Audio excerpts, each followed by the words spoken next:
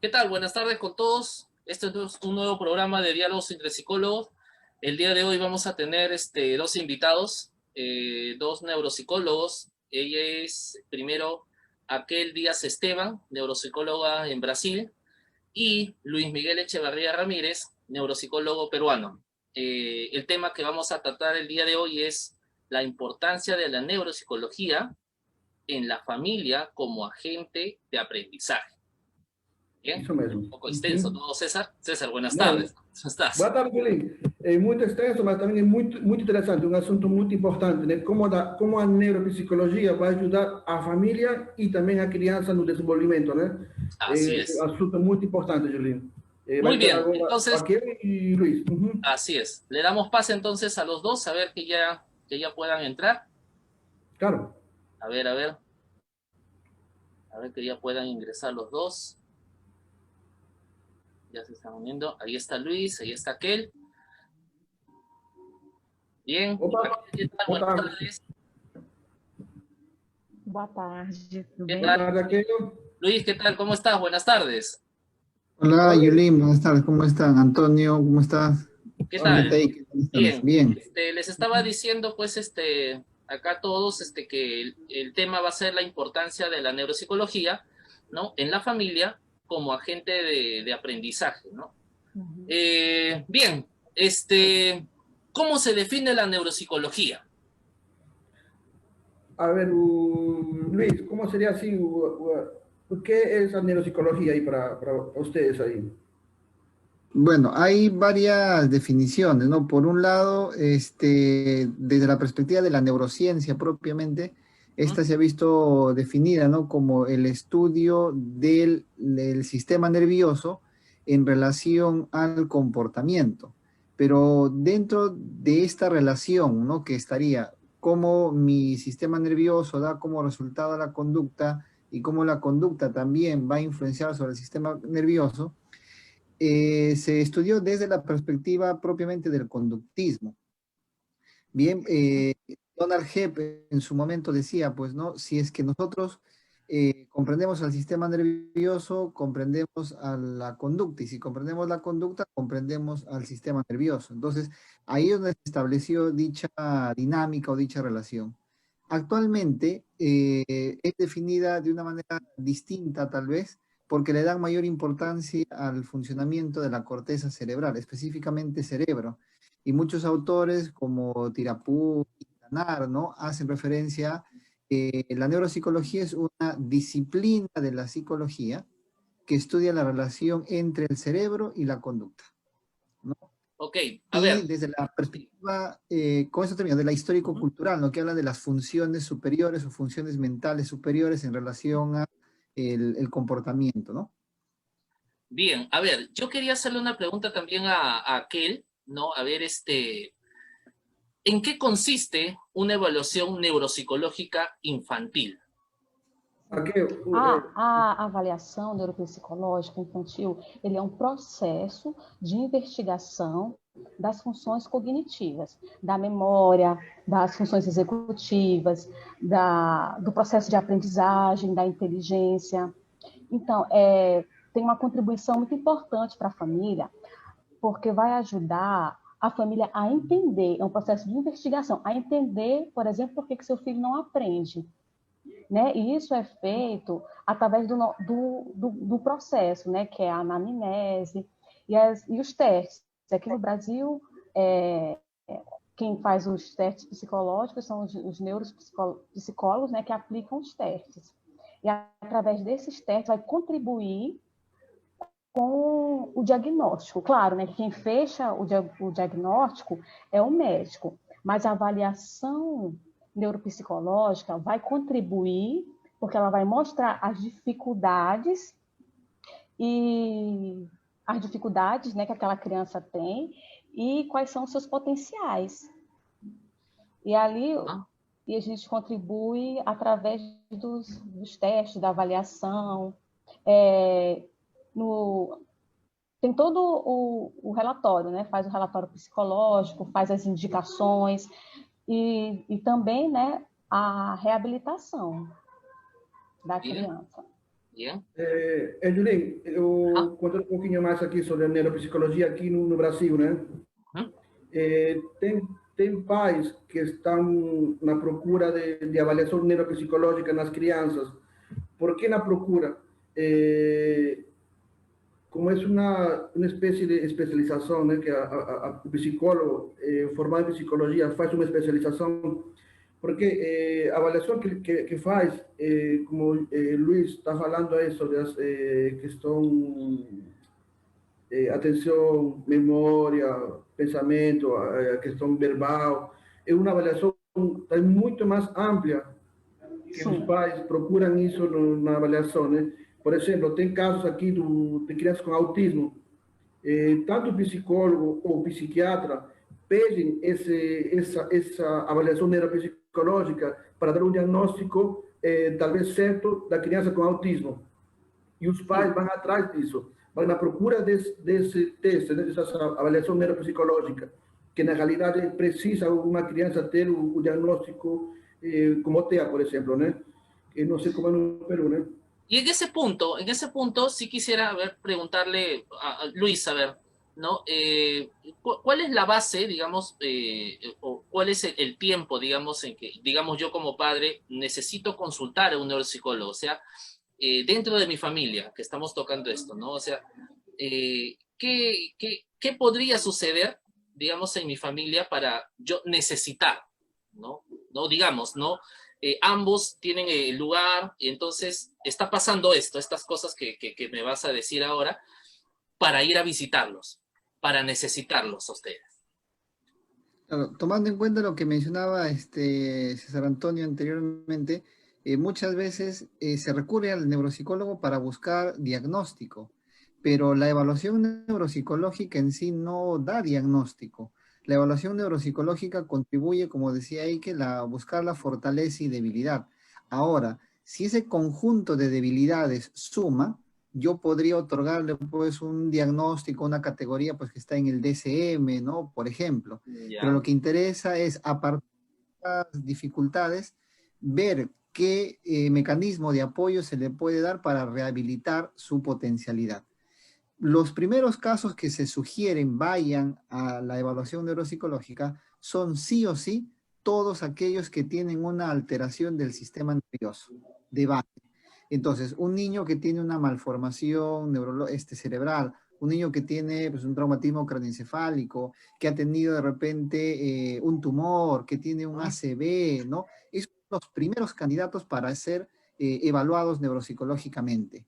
Sin embargo, dentro del ámbito escolar, muchas veces vamos a encontrar nosotros niños que desde el punto de vista, digamos, conductual, aparentemente no tienen dificultades, pero en el ámbito escolar, entre 1 al 5% de niños tiene algún trastorno del neurodesarrollo. Y eso implica que ha tenido o tiene alguna dificultad de tipo cognitiva. Entonces, estos chicos también van a pasar a ser considerados parte de la evaluación neuropsicológica. Dentro de ellos están, pues, los que han tenido problemas en el parto, ¿no? De repente hipoxia, que han tenido un parto con mucha demora, que han de repente tenido ingesta de meconio, que han tenido doble circular de cordón. ¿Ya? Esos son los casos, digamos, que tienen una condición perinatal bastante traumática, si quisiéramos llamarla así. Y hay un tercer grupo de niños que puede pasar a la evaluación neuropsicológica, que vamos a llamarlas, tiene un desarrollo normal o aparentemente normal, y después de este hay todo un retroceso. Y ahí, por ejemplo, observamos a los chicos pues, que tienen trastorno espectro autista. O sea, no hay nada que explique, o sea, no hay un problema, digamos, psicológico, no hay un problema médico que te dé explicación de por qué él tuvo esa dificultad en cuanto a su desarrollo, que era aparentemente normal, y luego empezó a retroceder, ¿no? Entonces, en este grupo también se sugiere tener una evaluación neuropsicológica, donde hay una alteración que se presenta sin un antecedente o causa que lo explique propiamente dicha. Y otro grupo de casos, que es tomando a esta autora Senrup, indica que es necesario que pasen evaluación neuropsicológica quienes están en una situación prequirúrgica, bien, antes de ser sometidos a una cirugía, pero sobre todo que tenga esta cirugía compromiso con el sistema nervioso, para poder valorar qué cambios podría haber posterior a esa condición. Y un nuevo campo de acción que de repente no está todavía difundido en nuestro país o en otros lugares de Latinoamérica es la neuropsicología forense, ¿no? Para poder determinar en cierta medida qué padre o madre o qué entorno pues debe de tener la tenencia del niño, ¿no? Tomando en cuenta que el cerebro es un órgano social que tiene que ser construido en sociedad y por lo tanto debe de haber condiciones favorables como para que pueda este entorno darle dicha condición. Digamos que esos son los candidatos más comunes. Y en último lugar están todas las personas que no presentan ninguna patología o ninguna alteración, pero que quisieran conocer cuál es el desarrollo que tiene el niño para ver si está evolucionando dentro de lo que llamamos lo normal, ¿no? Propiamente dicho. Me pareció muy interesante ese tema de la parte forense, ¿no? De en dónde debe encajar un niño específicamente, ¿no? Con qué padres tener que dirigir o hacia qué grupo. ¿Cómo se hace? ¿Cómo se hace esa evaluación en todo caso? ¿No? Porque es familiar ya, ¿verdad? Sería una evaluación familiar para determinar la conveniencia del niño para integrar a cierta familia, ¿verdad? Claro, eso es, digamos, en el caso de una población infantil, ¿no? Porque la neuropsicología forense está más ampliada, digamos, en la población adulta, sobre todo para poder saber si es que el acto delictivo que está haciendo, digamos, materia de análisis, ha sido generado por una condición intencionada, premeditada, o si es que ha habido daño neurológico que ha conllevado a ello, ¿no? Por ejemplo, hay epilepsias de tipo que dentro de su manifestación pueden generar un incremento de la agresividad y en ese espacio la persona pierde recuerdos y puede cometer un delito. Entonces ahí es, digamos, más aplicado. Pero en el ámbito infantil, sobre todo, se busca, ¿no?, determinar cuáles son las características del entorno que le permitan pues al niño desarrollar sus funciones cognitivas, ¿no? El entorno familiar no solamente es el que provee economía, ¿no? O de repente condiciones materiales, sino también es el que le brinda estabilidad, el desarrollo de capacidades, ¿no? Y esto, ¿cómo lo vamos a medir? Bueno, se va a medir a través de las diferentes características que nosotros disponemos. Por un lado, los instrumentos, por otro lado, la entrevista, la observación para determinar qué tanto ese entorno es el más favorable para el niño, por ejemplo, ¿no? Pero también para casos que ha habido una lesión cerebral que ha causado alguna condición en el entorno y que, reitero, puede ser materia de denuncia, ¿no? Por ejemplo. Ajá, bien. César, ¿tienes alguna interrogante para nuestros invitados?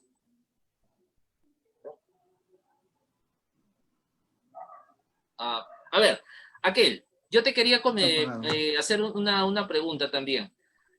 En el caso que Luis está comentando, ¿no? O sea, la evaluación, digamos, al niño, determinar, digamos, en dónde puede tener un mejor funcionamiento, ¿no? En dónde puede, digamos, minimizar, digamos, el impacto que estropee, digamos, su desarrollo, ¿no? ¿Qué esperar en todo caso de una evaluación neuropsicológica en familia?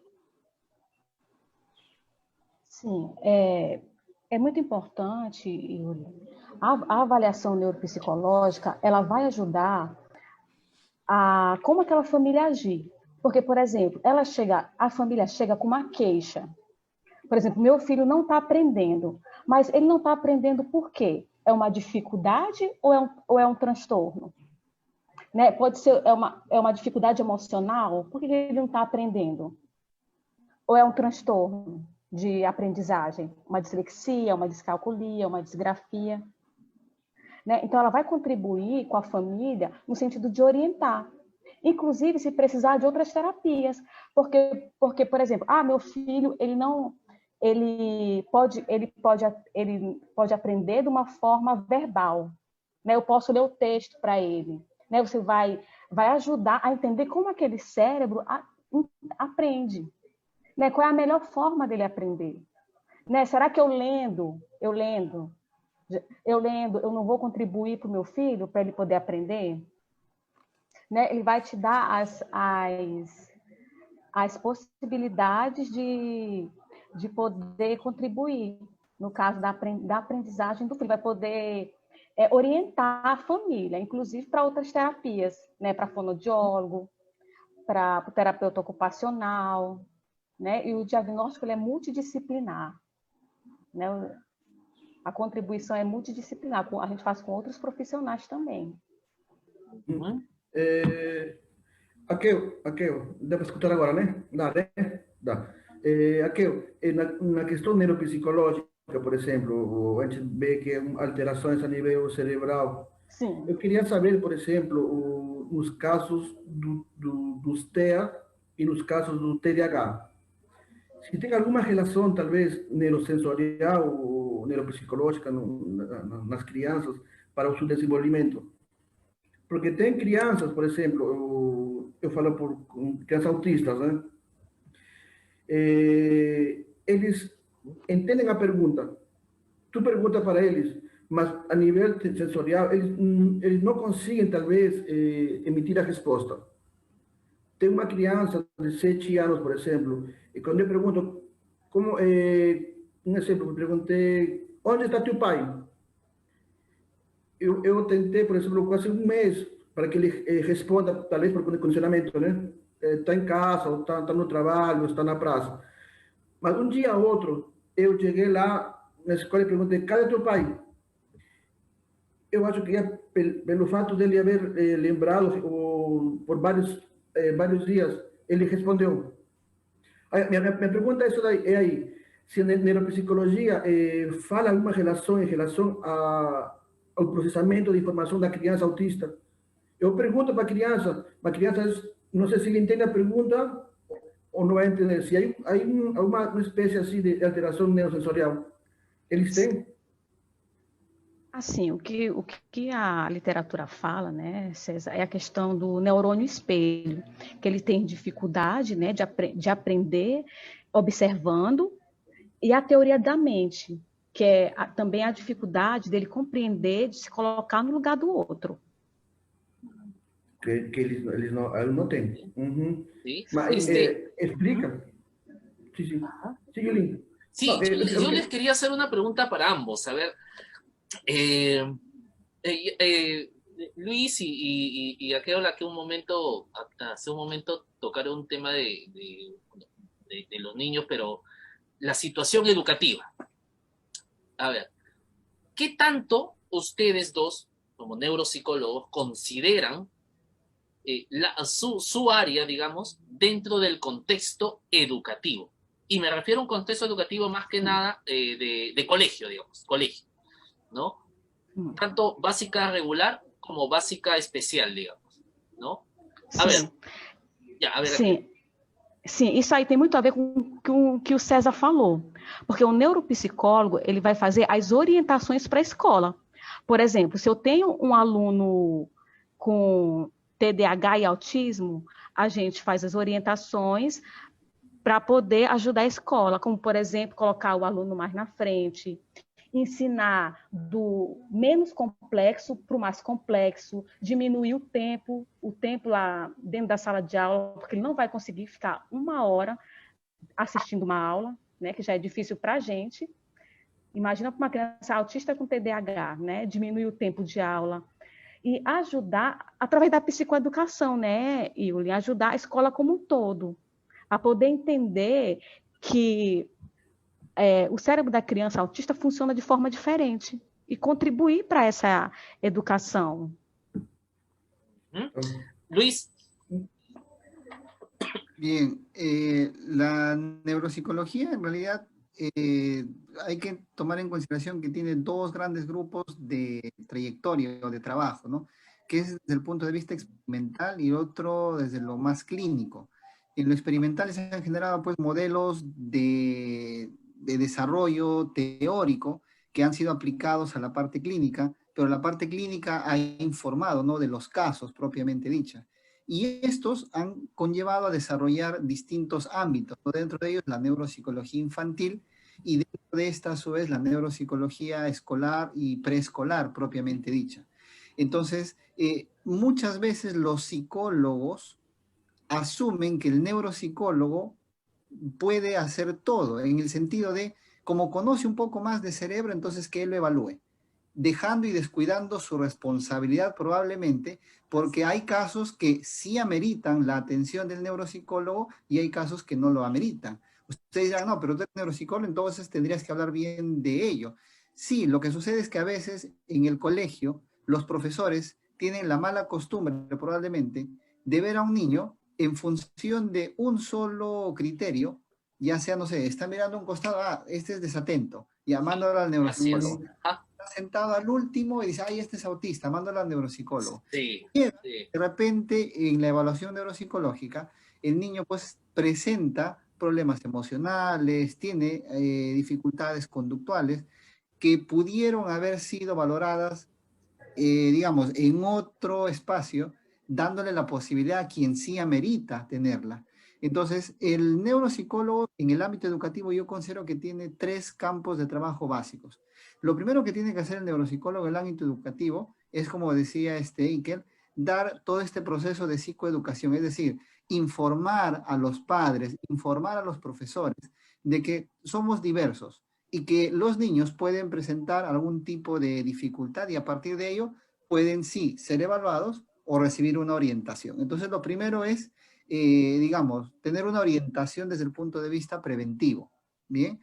En segundo lugar, el neuropsicólogo en el campo educativo tiene la posibilidad de determinar las características de dificultad que pueda tener un niño que sí tiene un trastorno propiamente Y dicho. otra cosa. Eichel, una dislexia, un TDAH, un trastorno espectro autista, hay la necesidad de adecuarle los contenidos, la necesidad de modificarle la forma de evaluación probablemente, y eso lo vamos a tener en la evaluación, porque valoramos perfil de fortalezas y debilidades. Y en tercer lugar, yo creo que el neuropsicólogo infantil en el campo educativo tiene la función de trabajar con el docente para poder ayudarle a que él identifique, no que diagnostique. La manera en cómo transmite la información al padre va a ser muy importante. Una cosa es que le diga, mira, Carlitos tiene TDAH. El papá llega de repente a casa, busca TDAH y Hiperactivo. Utilizan bien. mayormente la palabra hiperactivo, pues, ¿no? Exacto, ¿no? A diferencia de poder decirle, señora, mire, ¿sabe qué? Carlitos en ocasiones interrumpe las clases, a veces no capta la tarea de forma adecuada. Sería importante que pueda de repente ir a un profesional para que lo pueda orientar y en función de ello, que nos diga cómo podemos ayudarle en el aula. Entonces, esa dinámica o esa forma va a cambiar el chip también del papá de aceptar de que su hijo tiene alguna dificultad y de que hay alguien que le puede ayudar. Pero si yo de frente le digo, señora, su hijo tiene TDAH o cualquier otra condición, el papá lo primero que hace es, esto lo asocia a enfermedad, esto lo asocia a medicina y eso lo asocia a que su hijo ya no va a poder desenvolverse en el entorno. Entonces, por eso decía que estos tres elementos son importantes para poder trabajar. Y creo que lo último es el de trabajar también con el entorno para establecer políticas que sean adecuadas a las características de cada caso. Bien. Muito interessante, né? Interessante. Sí, claro Justo ontem, Luiz, ontem tivemos uma mãe de família e justo falava o que tu fala agora, né? A notícia, talvez, de aceitar que seu filho é deficiente. A mãe ontem comentou, por exemplo, que ela, ao saber o diagnóstico da criança, que é a síndrome de Down, ela não soube aceitar por enquanto, né? E aí os profissionais, talvez não tão capacitados, colocaram na mãe que seu filho não ia conseguir muita coisa, que seu filho nunca ia ser independente. E isso que a mãe ficou tudo, talvez, preocupada. E agora, com a terapia, foi ficando mais tranquila para ela, né? Que na realidade é isso, né? Saber um profissional colocar, dar uma boa opção para a mãe que tá, seu filho tem um tipo de discapacidade, um tipo de deficiência, mas que no futuro, com as terapias, com a avaliação, ele vai conseguir, sim, talvez, conseguir sua independência. Porque é importante, né? A gente não vai colocar, seu filho é deficiente e vai ficar sentado na cadeira, vai ficar sentado em casa sem fazer nada. Isso que talvez os pais ficam preocupados, né? Mas é assim que ontem conversamos. E agora, eu queria fazer uma pergunta assim, rapidinha, hein? Yulin, Luiz e aquele. Quais seriam as orientações para os pais em relação da neuropsicologia na criança? O que falar para os pais, por exemplo? O neuropsicólogo fala para os pais. Seu filho, por exemplo, tem 5 anos, ele tem TDAH, e agora? Seu filho tem uma deficiência mental, leve moderado, sei lá. Seu filho agora tem um TEA. Seu filho agora tem problemas na comunicação, ele é surdo. Quais seriam, por exemplo, as indicações, as orientações a ser passadas para os pais? Qual seria, assim, a coisa que o neuropsicólogo falaria com os pais? Para tentar, talvez, que os pais, como o Luiz falou, né, talvez diminuir um pouco a ansiedade dos pais. Porque os pais querem um bom para o filho. Claro, De verdad, qué recomendaciones en todo caso podrían tener los papás, claro. ¿no? En ciertas alteraciones. Ya, a ver, me responden ahora para ya ir terminando también. A ver, ¿Cuál sería aquí? aquel. É muito importante essa pergunta, porque é o nosso ponto central, né? Como aquela mãe tão angustiada, né, falou antes, se ela tivesse sido orientada, né, explicado para ela todo o diagnóstico do filho, como proceder, quais terapias a criança vai precisar, né? Porque cada criança é um ser individual, né? Então, quais as terapias ela vai precisar? Então, essa questão é muito importante, porque aí que vem, né, a psicoeducação, né? Você conseguir transmitir para os pais o que é, inclusive para a criança também, né? Se ela entendeu o processo dela, né? Por que eu não consigo, por que eu sou diferente, por que eu não consigo compreender as coisas que a professora fala, ou porque eu tenho dificuldade de entender, de interagir, isso mesmo.